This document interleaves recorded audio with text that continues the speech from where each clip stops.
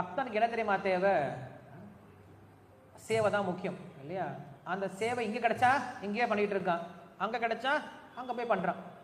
இன்னும் சொல்ல போகிறோம் அப்படின்னா, ஒரு பக்தனுக்கு முக்தி அப்படிங்கிறது அந்த உலகத்தில் போய் கிடைக்கிறது கிடையாது. இந்த உலகத்தில் இருக்கும்போது அப்படி தான் இருக்கான், முக்தி பெற்ற ஜீவாத்மாவாக தான் இருக்கான். ஜீவன் முக்தஸ்ய உச்சதே அப்படின்னு சொல்லிட்டு ரூப கோஸ்வாமி சொல்கிறார். அதனால் நாம் நல்லா இந்த கான்செப்ட் புரிஞ்சுக்கணும். நாம் ஆன்மீகத்தை பயிற்சி செய்வது நாம் சந்தோஷமாக இருக்கிறதுக்காக கிடையாது, மாறாக கிருஷ்ணர் சந்தோஷமாக இருக்கிறதுக்காக.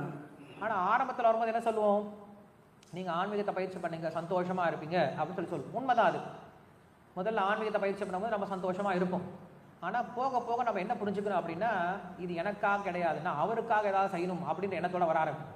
இப்போ நீங்களே யோசிச்சு பாருங்களேன், உங்கள் வீட்டு பக்கத்தில் ஏதாவது ஒரு சின்ன கோயில் இருக்குது, ஏதாவது பிள்ளையார் கோயிலோ இல்லை சிவன் கோயிலோ ஒரு கோயில் இருக்குன்னு வச்சுக்கோங்களேன். அந்த கோயிலுக்கு முதல்ல போக ஆரம்பிப்போம். போயிட்டு போக நினைப்போம், அந்த கோயிலுக்கு போயிட்டு சாமி எனக்கு ஏதாவது கூட, ஏதாவது வரம் கூட, ஏதாவது கூட கேட்டுருப்போம். அப்புறம் அந்த கோயிலோடைய சுச்சுவேஷன்லாம் பார்ப்போம்.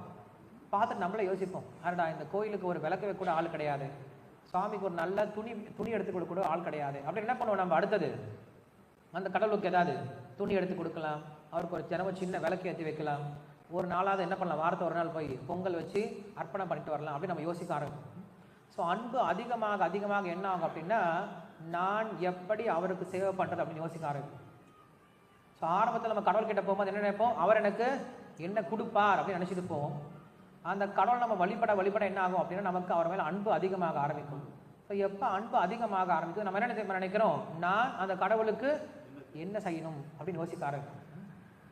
கிங்கரஹ அப்படின்னு பேர், பக்தர்களுக்கு கிங்கர அப்படின்னு பேர். கிங்கர அப்படின்னு என்ன அர்த்தம்? கையை கூப்பிக்கிட்டு, சுவாமி நான் என்ன செய்யணும்.